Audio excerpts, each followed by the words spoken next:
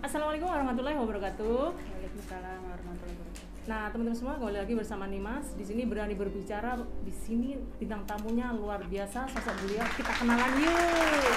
Halo Mbak Mira, assalamualaikum. Waalaikumsalam. Gimana kabarnya? Baik, baik, alhamdulillah baik. Luar biasa. Mbak Andrea itu asal dari mana, Mbak? Teman. Saya asal Kendal, Semarang. Siapa teman-teman yang orang Semarang? Semarang, Kendal. Jadi ini teman-teman semua ya, beliau ini adalah salah satu ketua yang berada di Holakoh Masjid Amar Wancai hari Ahad, jadi hari Minggu seperti itu. Kita mau tanya seperti itu. Mbak, sejak kapan sampean? Kita ngomongnya sampean aja ya. Okay. Sampean bisa jenengan kan gitu kan. Kalau kita kan udah kebiasaan. Kalau saya kan sama teman-teman di luar kan sampean gitu ya.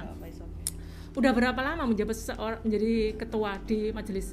Kalau di majelis ini baru ya, pelantikan tanggal 15 Agustus kemarin 2021, karena ini periode baru, periode 2021-2022. Kalau ikut di Halakoh Ahad sendiri dari awal libur itu saya sudah di sini.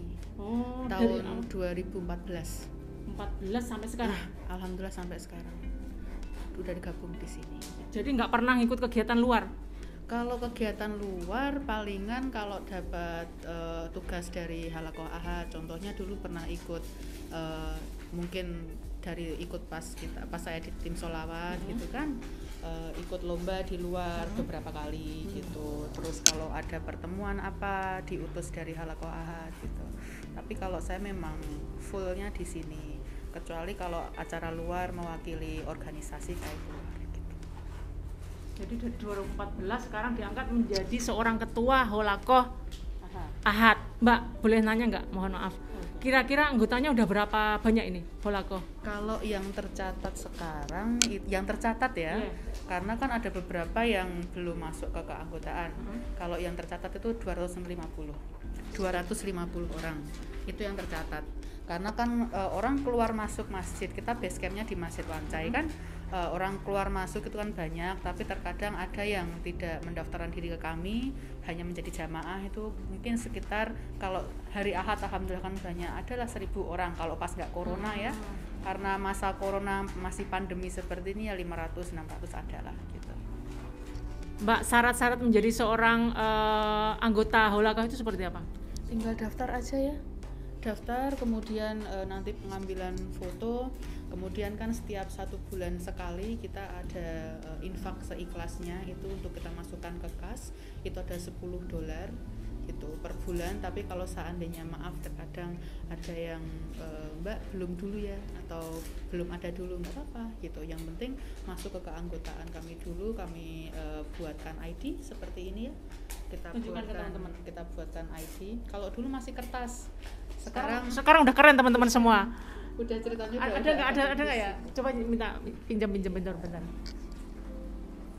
Seperti ini. Jadi teman-teman semua, kalau kepingin Nimas jadi pingin nih. Mbak, kalau kita sudah memiliki kartu seperti ini tapi kita nggak aktif, jadi katakanlah pingin, kira-kira menurut sampean gimana? It's okay ya, karena kan kita memaklumi juga, kita sesama BMI ya, terkendala di urusan pekerjaan. Ada yang 1 minggu bisa libur, alhamdulillah. Ada juga yang Mbak saya libur 1 minggu itu kadang Minggu, kadang Sabtu, atau 2 minggu sekali gitu. Nggak apa-apa, masuk aja ke sini gitu. Biasanya teman-teman itu yang masuk itu yang punya kepentingan untuk belajar kelas jahit, kelas komputer, kelas bahasa Inggris, kelas Iqra gitu, atau sekedar ingin menjadi anggota saja, seperti itu. Karena paling tidak kalau ketika kita masuk ke sebuah organisasi yang istilahnya kita benar-benar sudah punya tempat gitu kan, itu lebih nyaman sih buat teman-teman berada di sini gitu. Tapi saya salut juga buat teman-teman yang berorganisasi di luar sana ya. Beberapa teman-teman kami yang organisasinya ada di luar, di taman gitu kan, itu benar-benar tantangannya luar biasa, dan kami salut sih, kami apresiasi sekali gitu. Mbak Anggra tanya, membikin seperti ini bayar berapa? Mohon maaf tanya. Kalau ini $10 satunya. Mbak ini pengen nggak bikin kayak gini? $10. Kartu anggota. Boleh ya, mau ya. Mbak, terus nanti kalau misalnya kita mau bikin nih, jadi kita promosiin gitu kan. Jadi misalnya datanya 1 bulan sekali nggak masalah? Nggak masalah. Kenapa kita buat pendataan seperti ini ya? Ada kartunya, ada pendataan nomor telepon, nama lengkap, asal gitu kan, asal Indonesia. Kita berharap ketika teman-teman ini yang menjadi anggota kami ada kesulitan, kita bisa bantu gitu. Contohnya Mbak, di rumah saya itu atau tetangga saya ada sakit keras gitu. Karena di belakang sini ada visi misi kami ya. Visi misi kami bisa dilihat, menjadikan Halaqah Ahad sebagai sarana untuk berkreasi dan berinovasi dalam pengembangan ilmu yang bermanfaat. Maksudnya di sini karena kita di sini juga ada beberapa kelas ya. Kelas yang kita unggulkan adalah kelas keterampilan, kelas menjahit, kelas komputer, bahasa Inggris. Kami berharap teman-teman yang sudah mengikuti kelas di tempat kami, ketika beliau pulang Indonesia nanti ada sesuatu yang bisa menjadikan beliau itu masih berada di Indonesia. Ada bakat atau ilmu yang bisa disalurkan dan menjadikan mungkin lahan untuk mencari uang gitu kan, menjadi pekerjaan di Indonesia. Contohnya menjahit. Beberapa lulusan dari kami di Indonesia sudah ada yang menjadi penjahit, buka jahitan langsung. Tapi tergantung teman-teman ya. Kadang ada yang sudah ikut kelas tapi karena wes puyeng, udah puyeng duluan, karena kan kalau untuk kelas menjahit hitung-hitungan atau apa langsung nyerah. Saya harap sih teman-teman sih semangat sih.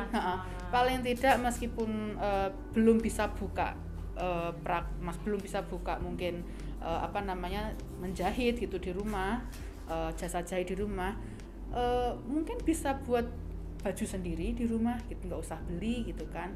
Atau kalau dalam hal ini untuk belajar di komputer atau di kelas bahasa Inggris, paling tidak punya anak di rumah, diajari dewe gitu.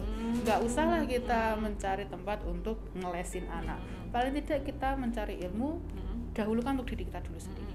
Seperti itu. Kemudian yang selanjutnya adalah penyaluran dana sebagai wadah penyaluran dana kemanusiaan yang terpercaya. Jadi kami juga bekerja sama dengan beberapa lembaga di Indonesia yang terpercaya. Salah satunya adalah ACT. Seperti kemarin waktu kita ada bencana Semeru, kita galang dana, kita langsung minta tolong ke ACT tersebut, aksi cepat tanggap, untuk disalurkan langsung ke korban bencana alam.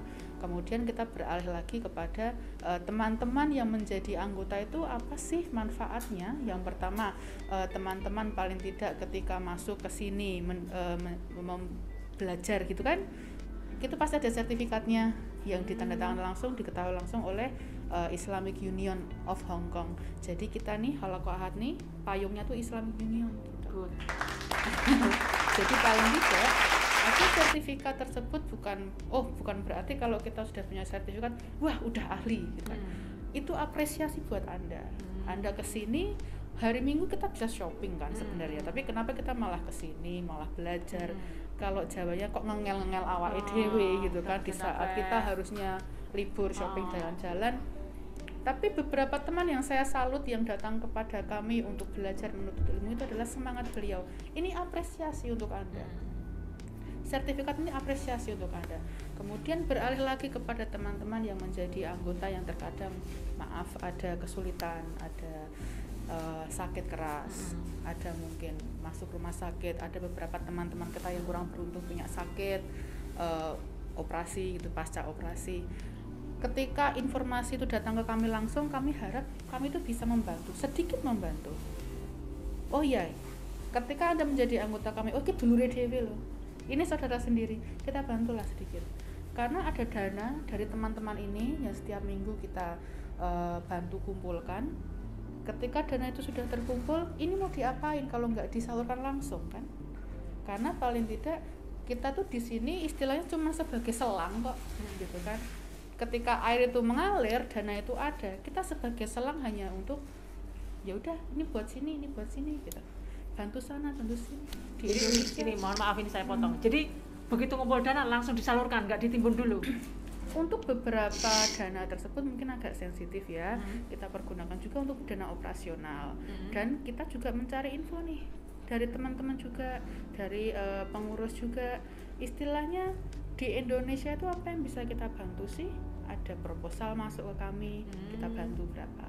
Proposal pembangunan masjid, ataupun mungkin proposal masuk bantuan untuk panti asuhan, tapi tanda kutip resmi ya, dan ada pertanggungjawabannya. Contoh dari bendahara kami, beliau asal Kediri, contoh ya. Di Kediri tersebut beliau ada di sampingnya rumah-rumah yang kurang beruntung. Pertanggungjawabannya kan beliau. Kita titipkan, Mbak, ini ada dana segini, tolong disalurkan ke tetangganya yang benar-benar membutuhkan. Ada pertanggungjawabannya. Contoh lagi, mungkin sekretaris kami asalnya dari Wonosobo. Ini contoh ya, Mbak, di tempat saya ada pembangunan masjid nih. Ada proposalnya tidak? Kirim ke kami cek dulu. Resmi, dananya kita titipkan. Sistemnya seperti itu aja sih. Jadi transparan, harus ada laporan yang jelas biar nggak selidutan. 3 bulan sekali kita adakan pertemuan dengan teman-teman jamaah, karena istilahnya buat kami jamaah itu oli kami, bensin kami hanya mesin. Kami tanpa bensin itu kita tidak bisa jalan, kan istilah mesinnya kan.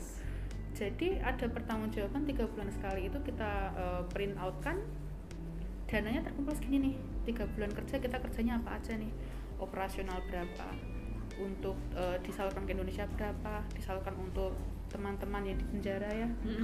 Kita ada ya, ini yang menarik ini Mbak Agra.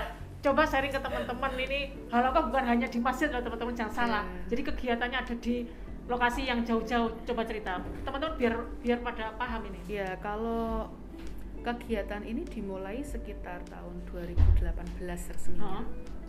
Ya. Karena mengingat ternyata begitu banyak teman-teman kita Indonesia yang dari Indonesia yang kurang beruntung mendapatkan permasalahan kemudian dimasukkan ke penjara. Itu penjaranya mana, Mbak? Ada di Lowu, ada beberapa penjara yang kita bisa itu sampai terjun langsung atau teman-teman? Ada petugas kita. Ada sendiri. Kalau saya kan stay di sini nih, mengatur beberapa hal nih. Jadi saya bentuk satu tim itu terdiri dari 1 orang untuk kepalanya, ya. Kemudian dari kepala ini atau ketua koordinator ini untuk mencari teman-teman. Ada yang mau ikut nggak? Karena terkadang beberapa teman-teman itu ingin tahu tuh apa aja sih yang ada di penjara, bagaimana keadaannya. Jadi ketika kita sudah selesai mengunjungi teman-teman kita itu, ada rasa syukur tersendiri. I'm free. Saya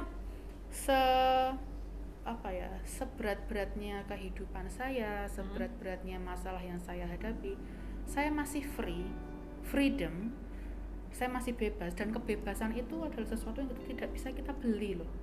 Betul. Ada rasa syukur tersendiri. Mbak Agra sendiri pernah ke penjara? Pernah sekali waktu 2018 itu kalau tidak salah. Itu kasusnya apa itu? Pas pacetannya itu kasusnya apa Mbaknya itu? Itu narkoba.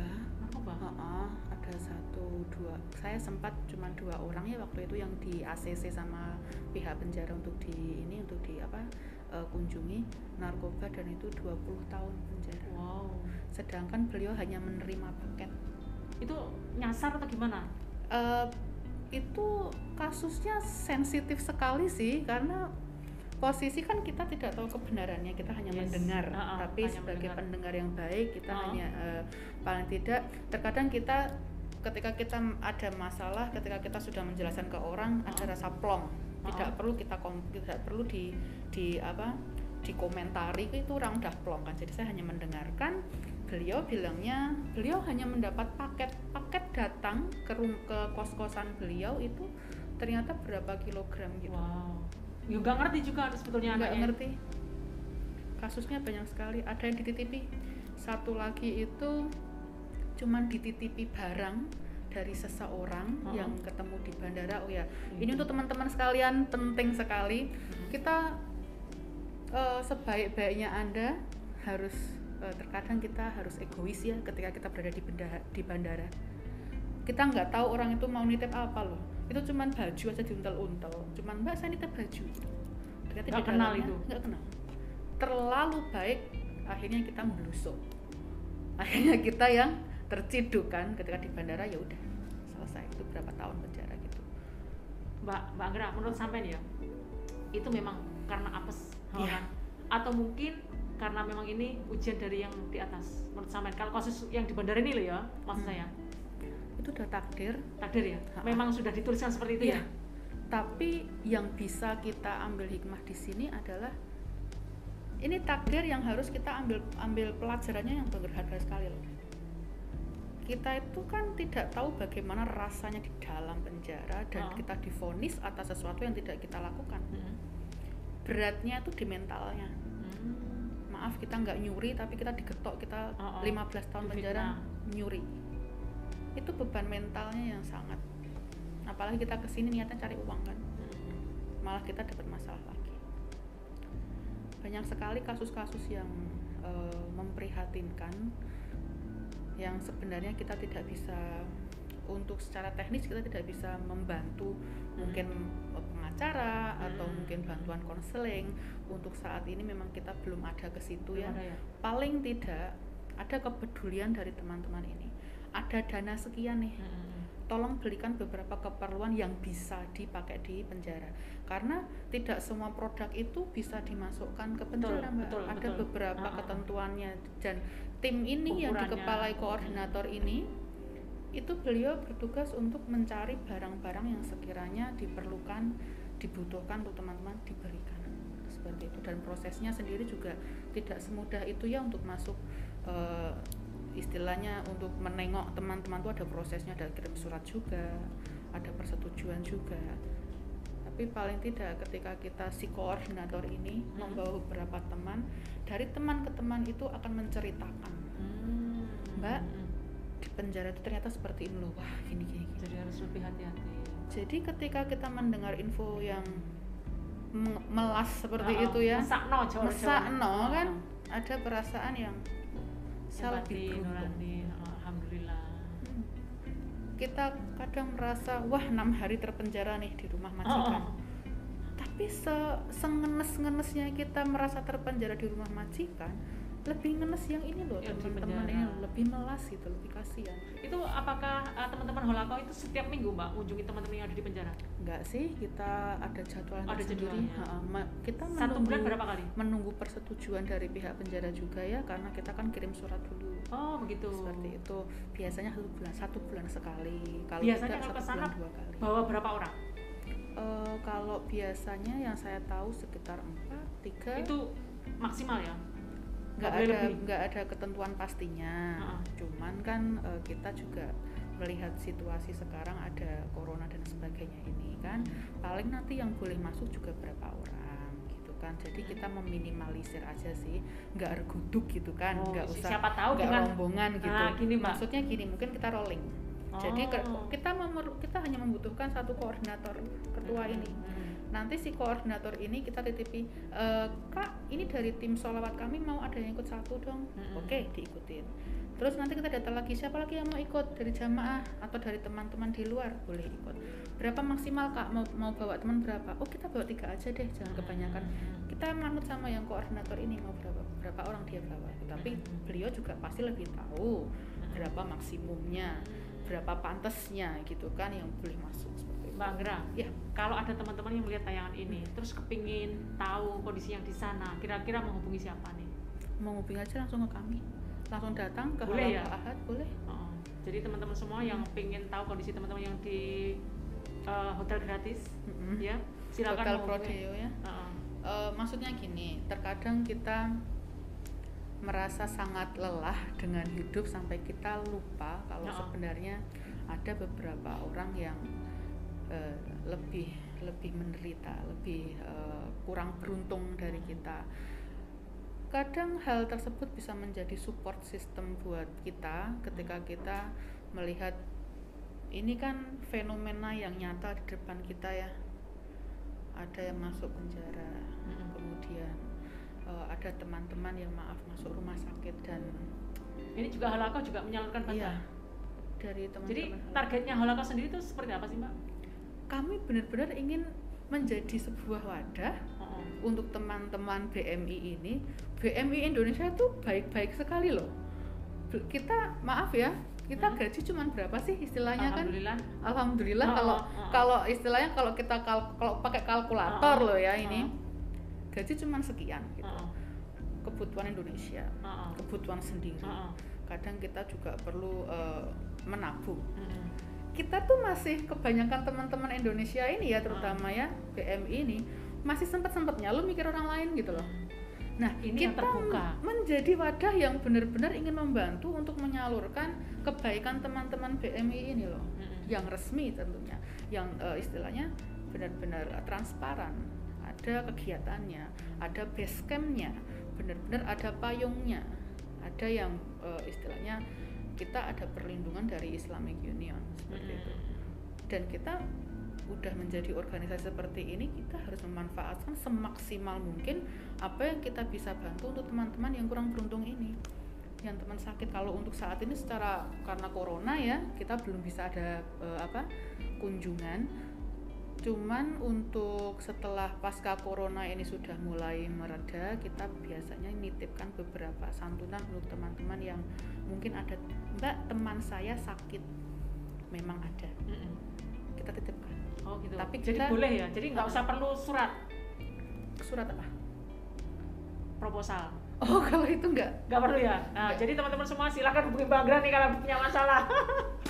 Tapi kan maksudnya semampunya Halaqah membantu seperti itu. Dan itu kita gini, kita sistemnya amanah memang. Seseorang mengamanahkan kepada kami infak sekian, dana sekian kita kumpulkan. Kita juga mengharap teman-teman yang datang ke kami dengan meminta bantuan atau membutuhkan pertolongan juga, teman-teman yang saya harapkan amanah juga. Kami berdoa semoga yang datang ke kami adalah teman-teman yang benar-benar membutuhkan pertolongan, jadi ketika kita menyalurkan dana ini tepat sasaran seperti itu. Jadi tidak asal Mbak temanku sakit gitu kan. Dilihat ternyata meriang, kerokan. Enggak, alhamdulillah sekali yang datang kepada kami benar-benar yang membutuhkan, yang amanah, benar-benar temannya sakit, atau ketika dia bahkan ketika dia tidak tahu, kami dapat informasi dari teman kami, Mbak itu kan kelihatannya sehat ya, tapi sebenarnya dia pasca operasi. Kesini Mbak, tak jawil gitu kan. Saya tanya gitu kan, ternyata benar-benar pasca operasi gitu. Oh nggak usah dan sebagainya. Paling tidak meskipun beliau menolak, paling tidak ini sedikit meringankan sih, nggak begitu banyak. Dan ketika kita memberikan bantuan ini ada rasa bahagia tersendiri. Iya, benar, rasa. Betul. Yang tidak bisa bersyukur, tidak gitu. Bisa dibeli itu. Kata-kata. Dan saya melihat Halaqah, teman-teman semuanya, saya melihat teman-teman Halaqah ini juga membantu IG juga, dari kerudung, busana muslim, dan juga mukena bagi teman-teman mualaf Filipina. Iya. Mualaf Filipina alhamdulillah sekarang ada HIG ya, yang secara resmi membantu teman-teman mualaf dari Filipina. Kalau untuk dari teman-teman mualaf Indonesia, kadang kan kita juga ada kan teman-teman yang bersyahadat di sini dari Indonesia, kita langsung mengkoordinir dari tim kita dan mengkoordinir. Biasanya yang datang kepada kami yang belum bisa baca tulis Arab ya, atau benar-benar newbie yang baru, kita berusaha untuk membimbing beliau lah gitu, dan memberikan sedikit support, karena kan ini temen nih, ini orang nih mualaf ini nih, benar-benar perlu kita gandeng nih gitu kan. Jangan cuman kita syahadat udah, foto-foto udah, kalau bisa kita gandeng nih, apa yang kita bisa bantu. Mbak saya belum bisa nulis nih, ada tim yang bisa membantu untuk belajar menulis di tim Iqra gitu kan, baca tulis Al-Quran, apalagi yang belum bisa. Pokoknya dari teman-teman kami sendiri saya sangat mengapresiasi sekali, terutama dari teman-teman panitia ini, tim pengurus ini, tim pengajar, semuanya saya sangat mengapresiasi sekali. Beliau nggak digaji, jadi datang ke sini kami nggak digaji ya. Jadi langsung dijawab ya teman-teman semua. Jadi saya nggak perlu menanyakan. Oh ya Mbak, kayak tadi yang menarik tadi ya, kursus bahasa apa, ngaji lah, jadi itu juga gratis ya? Iya, gratis. Ya, jadi gratis teman-teman semua. Silakan datang aja ke Masjid Amar Wancai. Kalau untuk barang-barangnya, kalau untuk keperluan menjahit gitu kan, bisa membawa keperluan, bisa membeli di luar kan banyak gitu, atau di sini juga dari tim keterampilan menyediakan, tapi nggak banyak juga sih, nggak terlalu komplit juga gitu kan, istilahnya seadanya lah, semampunya beliau untuk menyediakan. Mungkin ada beberapa barang yang bisa dicari di luaran gitu kan.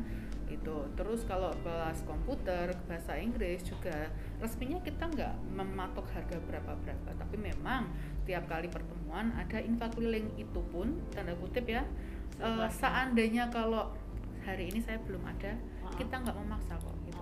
Toh dari kotak infak itu juga kita collect, kita kumpulkan juga. Dari kotak infak itu juga kita salurkan ke Indonesia, mungkin ke sini juga, di mana yang kita membutuhkan. Jadi pusaran ini muter terus, dari Anda untuk Anda juga, atau dari Anda untuk teman-teman Anda juga gitu. Jadi dari teman-teman kami, dari tim kami, pengurus, pengajar, itu tuh istilahnya kita nggak mendapatkan kebahagiaan lewat nominal loh.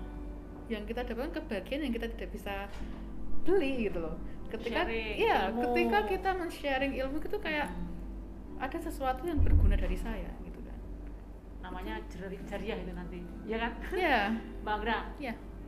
Sampai menjabat seorang ketua di Holaqoh Ahad Masjid Wancai. Suka dukanya seperti apa? Mungkin teman-teman penasaran, udah kerja di majikan itu masih sibuk, masih ngurusin anggota yang sekian banyaknya, gimana menurut sampean? Setiap hari itu full memikirkan organisasi saya gitu. Jadi tidak ada waktu untuk memikirkan hal-hal yang sekiranya menyusahkan ya. Contoh, kita jadi manusia kan pasti ada problem, entah di majikan atau di rumah gitu. Untuk sekarang ini lebih ini sih, saya lebih memfokuskan diri di organisasi aja. Jadi benar-benar nggak ada waktu untuk memikirkan hal-hal negatif yang saya punya seharusnya gitu. Take it easy lah, buat semudah mungkin. Contoh kalau majikan kadang ada apa gitu kan, marah. Apa yang sekiranya bisa saya lakukan untuk memperbaiki kesalahan itu, yang gampang apa sih? Jadi secepatnya gitu. Iya. Mungkin kadang kalau beberapa orang yang tidak punya kesibukan seperti kita akan tadi mecahin piring terutama itu kita pikirnya itu akan fokus ke mecahin piring aja, sedih lah apa. Sedangkan saya nggak ada waktu lagi untuk mikir itu. Segera beli piringnya, selesai masalah. Iya. Terus nanti mikir yang lain lagi gitu kan. Kalau jadi ketua ini kan baru ya. Kalau dulu kan bantu di sini kan, pertama kelas kerajut keterampilan itu sampai 2017. Kemudian setelah itu membantu di sekretaris sampai 1 tahun 2 tahun gitu. Kemudian di kelas komputer, kemudian sekarang menjabat jadi ketua. Jadi selama dari 2014 sampai 2021 benar-benar merasa kalau 7 tahun Mbak? Iya, 78 tahun ya. 78 tahun. Itu yang membuat saya merasa benar-benar waktu itu berputar cepat banget loh. Karena sibuk memikirkan hal-hal yang positif. Iya. Adalah kalanya kita merasa kok seperti ini, ada beberapa hal perencanaan yang harusnya direncanakan A tetapi meleset B gitu. Pertamanya mungkin agak ngedown juga ya, kok seperti itu kan. Apa yang kita harapkan tidak menjadi kenyataan, tidak sesuai dengan harapan gitu. Tapi balik lagi, saya yakin kok apapun yang kita lakukan hari ini itu adalah cara Allah untuk mendidik kita di masa depan. Kita hari ini mendapat masalah sebesar inilah istilahnya. Itu tuh mempersiapkan kita loh. Ke depan itu pasti ada masalah yang lebih besar lagi. Ketika kita tidak punya pengalaman apapun, ketika kita tidak punya basic apapun untuk menghadapi masalah, kita hanya mengandalkan maaf orang lain atau orang tua yang bisa membantu kita jadi tidak bisa fight waktu kita menghadapi masalah yang besar ini tadi. Tapi ketika teman-teman ya, terutama BMI ini ya, saya sangat mengapresiasi sekali teman-teman perempuan wanita hebat ini datang ke Hong Kong yang super keras ini ya. Ketika Anda di sini merasa saya kok cuma jadi BMI, masalahnya di sekitar majikan aja dan bla bla bla gitu kan. Itu tuh cara Allah tuh untuk mendidik Anda sebenarnya. Ketika pulang Indo, masalah itu akan lebih besar lagi, tapi Anda udah siap. Betul. Udah digembleng di sini. harus apa bla bla bla. Hal sepele aja lah. Kita berjalan di Hong Kong, pulang Indonesia, kita jalan 3 langkah, orang Indonesia jalan 1 langkah loh. Yes. Cepet. Iya. Kita tuh terdidik untuk sebenarnya time is cepat-cepat pokoknya. Iya. Jadi hal-hal sepele itu menjadi sesuatu yang menggembleng kita di sini. Hebat-hebat loh teman-teman yang udah lulusan sini ya. Yes. Lulusan sini hebat. Kira-kira sampai mau menjabat ini berapa tahun? Kalau sekarang kan jenjang waktunya 1 tahun ya. Cuma 1 tahun? Iya 1 tahun. Cuman setelah 1 tahun itu kita belum tahu nih kalau seandainya ada bibit unggul lagi selain saya dan beliau bersedia, siap sedia untuk visabilillah di sini. Kemudian teman-teman yang lain juga menyetujui melalui pemilu, ya saya serahkan jabatan kepada yang berkompeten lainnya. Gitu. Istilahnya kita saling membagi pengalaman lah. Kesempatan siapapun gitu. Jadi ini dipilih ya, bukan mengajukan diri kan, dipilih ya. Teman-teman siapa yang mau jadi saya dipilih. Iya, dipilih dengan persyaratan tertentu gitu kan. Persyaratannya apa coba? Mungkin teman-teman siap-siap yang pengen jadi ketua. Ya, yang jelas menjadi anggota halakoh dan juga paling tidak ada pengalaman basicnya di sini gitu kan. Karena satu gedung ini, masjid ini paling tidak kan kita harus tahu nih untuk urusan mungkin mencarikan tempat untuk sholawat yang aman, karena kalau di luar kan mungkin hujan atau pas musim dingin juga dingin, paling tidak tahu caranya untuk apa ya, kalau Jawanya itu mencari strategi untuk mengamankan teman-teman inilah. Kadang ada teman-teman yang datang dengan problem tersendiri dari tim mana, mungkin tim sholawat atau tim dakwah. Paling tidak seseorang yang menjadi pemimpin ini nanti tahu caranya untuk menyelesaikan masalah ini gitu, dengan diupayakan jangan merugikan orang lain. Jadi apapun keputusan ataupun kebijaksanaan yang diambil itu untuk kemaslahatan bersama, jangan istilahnya menurut ego sendiri ya gitu. Tapi memang saya sendiri juga tidak luput dari khilaf ya. Nggak sempurna loh. Salahnya masih banyak, kurangnya masih banyak. Pernah dikomplain nggak sama? Sering ya? Jadi ketika komplainan datang atau mungkin berita yang istilahnya berita yang simpang siur tentang saya atau apa, hal terbaik adalah diam sih. Biarkan tangan Allah yang bekerja. Betul. Karena kadang kita ngomong pun takutnya digoreng-goreng lagi, tahu nggak? Gitu ya Mbak. Ini dukanya ya teman-teman jadi seorang terutama di handphone ya. Saya kalau ada yang mau wawancara seperti ini ya. Yes. Mbak lewat voice note bisa nggak dari dari harian apa atau koran apa? Saya langsung Mbak janjian aja di sini. Saya khawatirnya apa yang saya sampaikan ini bisa merugikan orang lain. Iya.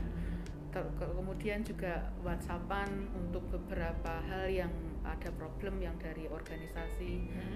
Saya terkadang saya ngomong sama teman-teman, kita face to face aja ya. Yes. Sekarang the power of screenshot loh. Yes, benar. Dari screenshot ini disebar ke sini. Yes, benar itu. Saya khawatirnya adalah menyakiti hati orang. Karena saya juga tidak suka disakiti gitu. Jadi kalau lebih bisa amannya datang seperti ini. Datang aja, alhamdulillah kita ada tempat, problemnya apa, yang bisa dibantu apa gitu. Lebih enak sih. Oke Mbak Anggra, satu kali kasih motivasi ke teman-teman yang lagi melihat tayangan Limas. Oke. Untuk teman-teman, terutama untuk BMI ya, tetap semangat ya mbak sekalian. Apalagi beberapa waktu ini ada info dari KJRI. Ya, lagi rame nih. Katanya demo ini. Gini,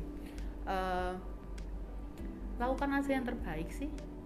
Bekerja seperti biasanya, ikuti prosesnya. Saya yakin kok sejelimet apapun, sesusah apapun, ketika kita memang niatnya itu benar-benar saya mencari rezeki di Hong Kong. Saya bukan untuk diri saya sendiri, saya ini juga punya keluarga, saya ini juga menafkahi beberapa nyawa di Indonesia atau membantu sesama juga. Niat Anda itu akan memuluskan prosesnya. Kalaupun Mbak, tapi kok nggak mulus ya, kok masih ada gonjalan, itu tuh cara Tuhan, tahu nggak sih? Itu cara Tuhan untuk, oh kamu itu lebih kuat daripada ini.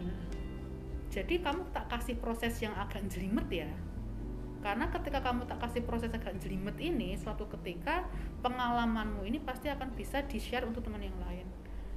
Ketika masuk ke imigrasi, prosesnya jelimet. Ketika kita jaga ke agensi, ya wes bayar selesai. Tapi ketika nyemplung langsung, oh dari dari bagian sini masuk ke sini, dari counter sini, kita akan tahu. Jadi apapun yang Anda rasakan sekarang, yang Anda alami, itu yang terbaik. Porsinya itu sudah terbaik seperti itu. Masalah apapun itu memang yang terbaik penjenengan. Karena Allah itu saya yakin tahu rezeki itu sudah ada aturannya sendiri, sudah ada takdirnya tersendiri, nggak akan tertukar. Begitupun dengan cobaan, takarannya itu sudah ada. Tinggal kita menjalani aja dan percaya tidak ada yang sia-sia. Itu. Oke, Mbak Anggra, terima kasih ya sudah sharing 35 menit ke depan sama Nimas. Ya gak? Aduh, saya senang banget ngomong loh. Ya, ini karena Mbak Anggra ini kesibukannya masih Nimas dikasih waktu demi teman-teman loh. Ya. Alhamdulillah. Gak semudah membalik telapak tangan cari Mbak Anggra, orang Simba nih. Gitu loh. Oke, sekali lagi Mbak Anggra ya, terima kasih banyak. Sama-sama. Dan mohon maaf kalau ada kata-kata yang tidak berkenan. Saya juga, kalau seandainya untuk teman-teman juga, kalau ada kata-kata yang mungkin menyinggung ataupun ada yang ingin disampaikan lagi, dipertanyakan lagi, bisa langsung datang ke kami atau menghubungi saya langsung juga bisa, biar saya bisa menjelaskan juga. Terima kasih sudah datang ke sini mewawancarai saya, sharing juga kita. Maaf kalau ada salah-salah kata. Sama-sama. Nah, oke teman-teman semua, sampai di sini, sampai ketemu di vlog berikutnya. Assalamualaikum warahmatullahi wabarakatuh. Assalamualaikum. Dadah.